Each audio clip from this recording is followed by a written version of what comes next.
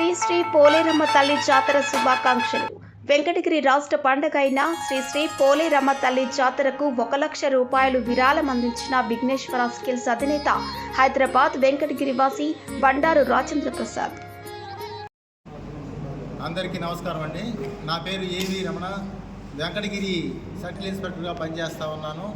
మనకి 25, 26 తారీఖుల్లో జరిగేటువంటి వెంకటగిరి పోలేరమ్మ అమ్మవారి జాతర సందర్భంగా పోలీసు వారి తరపున, పోలీస్ శాఖ తరపున తీసుకుంటున్నటువంటి చర్యల గురించి మేము చెప్పడానికి ఈ యొక్క ప్రెస్ మీట్ ఏర్పాటు చేయడం జరిగింది. అందరూ కూడా దయచేసి పత్రికాముఖంగా భక్త జనాలకి అందరికి కూడా తెలియజేసేది ఏమంటే, ఈ యొక్క జాతర అనేది చాలా విశిష్టమైనటువంటి ప్రాముఖ్యత కలిగినటువంటి జాతర. దీనికి దాదాపుగా 5 లక్షల వరకు భక్తులు రావడానికి ఆస్కారం ఉంది. చుట్టుపక్కల ఉన్నటువంటి జిల్లాల నుంచి, అలాగే చుట్టుపక్కల ఉన్నటువంటి మనకి బార్డర్లో ఉన్నటువంటి స్టేట్స్ నుంచి కూడా, డిస్ట్రిక్ట్స్ నుంచి కూడా రావడానికి ఆస్కారం ఉంది. కాబట్టి ఈ జనాన్ని, ఈ భక్తులందరికీ కూడా సకాలంలో వాళ్ళకి దర్శన భాగ్యం కలిగించడానికి పోలీస్ శాఖ తరఫున తీసుకున్నటువంటి కొన్ని విషయాలు అనేది, జాగ్రత్తలు అనేది మేము చెప్తా ఉన్నాం. అందరూ కూడా ఇవన్నీ కూడా సరిగా జాగ్రత్తగా మీరు అందరూ పాటిస్తే ఈ యొక్క జాతర అనేది సక్సెస్ఫుల్గా చేయడానికి ఆస్కారం ఉంటుంది. కాబట్టి ఇదన్నీ కూడా అందరూ కూడా అమలు చేయాలని చెప్పేసి కోరుతూ, ముఖ్యంగా మేము ఈ జాతర గతంలో కంటే కూడా భక్తులు నానాటికి పెరిగిపోతూ ఉన్నారు. నిన్న జరిగినటువంటి ఘటోత్సవంలో కూడా దాదాపుగా జాతర జరిగినంత విధంగా భక్తులు రావడం జరిగింది. దాన్ని దృష్టిలో పెట్టుకొని మేము కూడా మా స్టాఫ్ని మా యొక్క ఎస్పీ గారికి తెలియపరిచి, సార్ యొక్క ఆదేశాల మేరకు, సూచనల మేరకు, అలాగే డిఎస్పీ గారి పర్యవేక్షణలో మేము దాదాపుగా 1,250 మంది సిబ్బందితోని ఈ యొక్క బందోబస్తుని ఏర్పాటు చేయడం జరిగింది. దీనిలో మెయిన్ టెంపుల్ అనేది ఒకటి ఉంటుంది. ఆ మెయిన్ టెంపుల్ దగ్గర క్యూ లైన్లు, అంటే ఎగ్జిట్ అండ్ ఎంట్రన్స్, ఇవన్నీ కూడా గతంలో జరిగిన విధంగా అంటే కొద్దిగా చిన్న మార్పులతోని వాటిని ఏర్పాటు చేయడం జరిగింది. ఇదొక ప్రతిదీ కూడా భక్తులు ఎక్కువగా రద్దీ ఎక్కువ వచ్చినప్పుడు ఆ క్యూ లైన్లు వాలిపోయే అవకాశం ఉంటుంది. కాబట్టి ఆ తొక్కిసలాట జరగకుండా ఉండటం కోసం ఈసారి ఆ యొక్క డెప్త్ని, అంటే క్యూ లైన్లోకి పాతేటువంటి ఆ పైపులు ఏవైతే ఉన్నాయో వాటిని 2 ఫీట్ల వరకు, అంటే గతంలో 1 ఫీట్ ఉండేది, ఇప్పుడు 2 ఫీట్ల లోతు వరకు మనము ఆ డెప్త్ అనేది చేయడం జరిగింది. దేనికంటే ఇప్పుడు ఆ యొక్క పైపుని, ఆ బ్యారికేడ్ని వంచినా కూడా భక్తుల మీద పడ్డా కూడా ఇరగకుండా, వంగకుండా మేము అక్కడ స్ట్రాంగ్గా దాన్ని ఏర్పాటు చేయడం జరిగింది. అలాగే దాని చుట్టూతా కూడా మెష్ ఒకటి ఏర్పాటు చేసాం, బ్యారికేడ్లకి మెష్ అనేది ఏర్పాటు చేసాం. అలాగే గతంలో ఇవి 500, 300, 100 రూపాయలు అలాగే ఫ్రీ దర్శనం ఉండేది. ఇప్పుడు గౌరవ శాసనసభ్యుల వారు, అలాగే కమిటీ మెంబర్స్ అందరూ కూడా చర్చ జరిపి దానిలో 300 రూపాయలు, 100 రూపాయలు ఫ్రీ టికెట్గా ఏర్పాటు చేయడం జరిగింది. అలాగే వివిఐపీలు అంటే ఎమ్మెల్యేలు, మినిస్టర్సు, అలాగే ఎక్స్ఎమ్మెల్యేలు, అలాగే జిల్లా స్థాయి నాయకులు ఎవరైనా ఉన్నట్టయితే వారిని వివిఐపి కౌంటర్ ద్వారాగా మనం పంపించడం జరుగుతుంది. వారు క్యూ లైన్లో వెళ్ళి మళ్ళీ అదే క్యూ లైన్ పక్క నుంచి రివర్స్లో వచ్చేసి వాళ్ళు ఆశీర్వచనం పాయింట్ అని పోలీస్ కంట్రోల్ రూమ్ పక్కన ఉంటుంది, ఆశీర్వచనం తీసుకొని వెళ్ళిపోవడం జరుగుతుంది. ఇంకా మనకి కొంతమంది మండల స్థాయి నాయకులు, కౌన్సిలర్లు, వాళ్ళకు సంబంధించినటువంటి వాళ్ళ వ్యక్తులు, ముఖ్యులు, ప్రముఖులు, పట్టణ ప్రముఖులు, అలాగే మండల స్థాయి నియోజకవర్గ స్థాయి ప్రముఖులు వీళ్ళందరూ కాకుండా మళ్ళీ మన టెంపుల్కి ఎవరైతే డోనార్స్ ఉన్నారో ఆ డోనార్స్ అందరికి కూడా గతంలో డోనార్స్కి స్పెషల్గా ఎంట్రీ లేకుండా వాళ్ళు కూడా క్యూ లైన్లో రావడం జరిగేది. ఈసారి వాళ్ళందరి యొక్క విజ్ఞప్తి మేరకు ఇక్కడ చర్చలు జరిపి ఆ డోనార్స్కి కూడా ఈసారి ప్రత్యేకమైనటువంటి దర్శనం అనేది ఏర్పాటు చేస్తూ ఉన్నాం. వివిఐపి దర్శనానికి పక్కనే ఇంకొక చిన్న క్యూ లైన్ లాగా ఏర్పాటు చేసి దాని ద్వారాగా వాళ్ళకి దర్శనం చేపిస్తాం.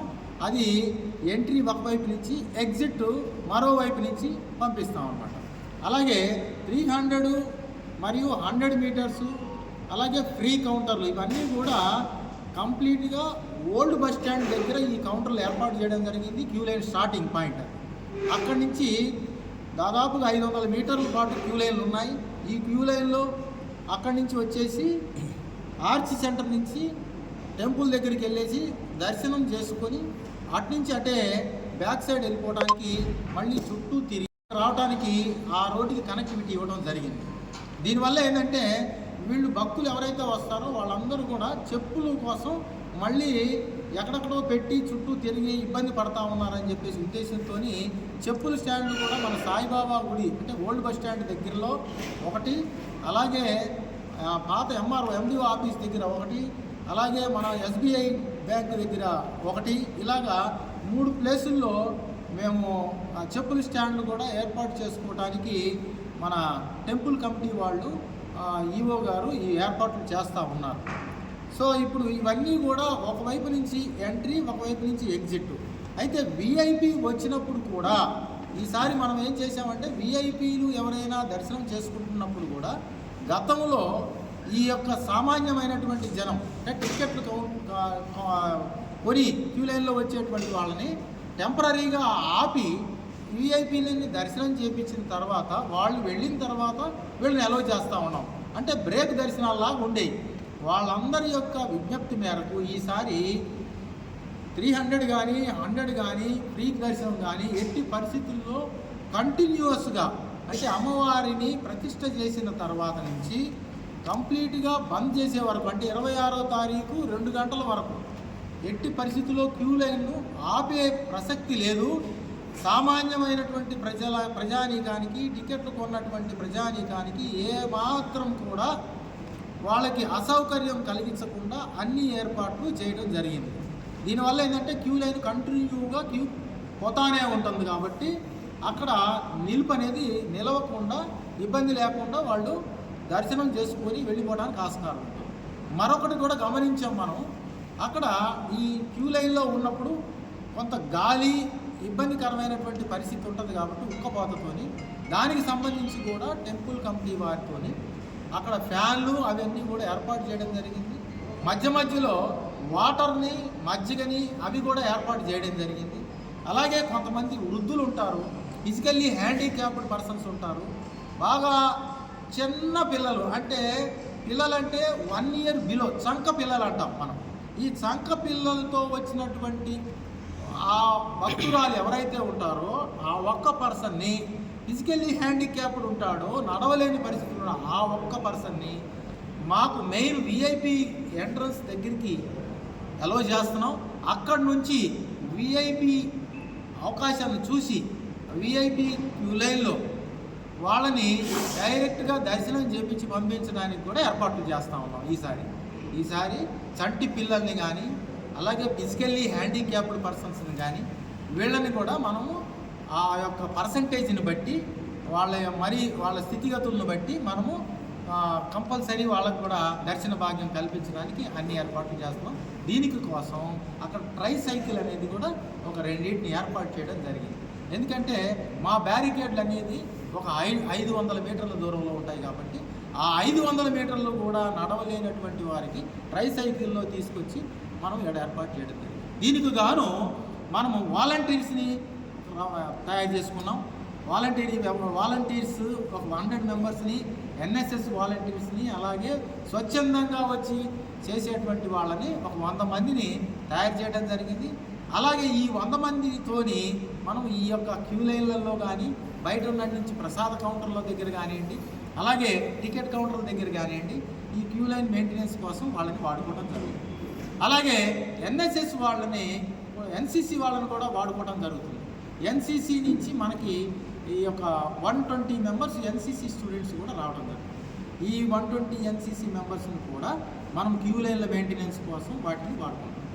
ఇవన్నీ కాకుండా మా పోలీస్ సిబ్బంది బ్యారికేడ్లతోని, తర్వాత క్యూ లైన్ల దగ్గర కానీ అన్ని చోట్ల కూడా పటిష్టమైనటువంటి బందోబస్తుని ఏర్పాటు చేయడం జరిగింది.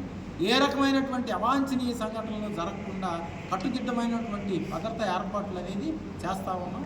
అండ్ ఏ చిన్న లోటుపాట్లు లేకుండా ఈ యొక్క కార్యక్రమం అనేది దిగ్విజయంగా జరగాలని చెప్పేసి కోరుకుంటా ఉన్నాను. అలాగే మనకి చుట్టుపక్కల నుంచి వచ్చేటువంటి గ్రామస్తులు కానివ్వండి, వేరే రాష్ట్రాల నుంచి కూడా మనకి భక్తులు వస్తూ ఉంటారు. వాళ్ళ వెహికల్స్ మూమెంట్ ఉంటుంది.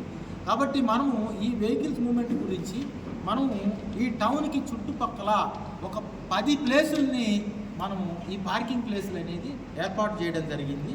25వ తారీఖు ఈవినింగ్ వరకు మాత్రమే వెహికల్స్ ఒకవేళ వాళ్ళ ఇళ్ల దగ్గరికి పెట్టుకోవడానికి లోపలికి అలౌ చేస్తూ ఉన్నాం.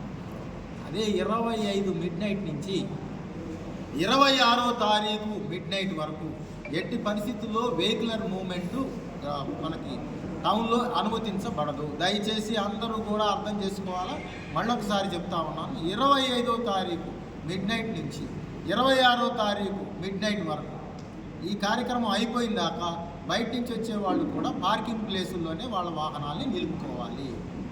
లేదంటే 25వ తారీఖు ఒకవేళ వాళ్ళ ఇళ్ళు కనుక ఉండి దూరం నుంచి వాళ్ళు వచ్చేసేటట్టుంటే 25 ఈవినింగ్ వరకు దయచేసి ఇక్కడికి రీచ్ కావాలా, వాళ్ళ ఇళ్ళకి చేరుకోవాలా అని చెప్పేసి వాళ్ళకి ఈ పత్రికా ముఖంగా కూడా మళ్ళీ ఒకసారి తెలియజేసుకుంటాము.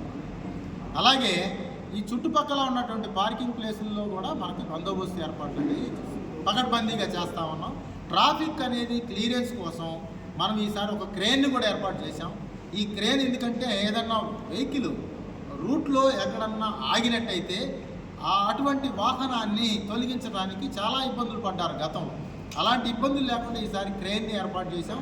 అక్కడ క్రేన్ సహాయంతో దాన్ని పక్కకు పెట్టేసి ఒక ట్రాఫిక్ అనేది ఫ్రీ ఫ్లోగా వెళ్ళే విధంగా దాన్ని కూడా మనం ఏర్పాటు చేస్తూ ఉన్నాం.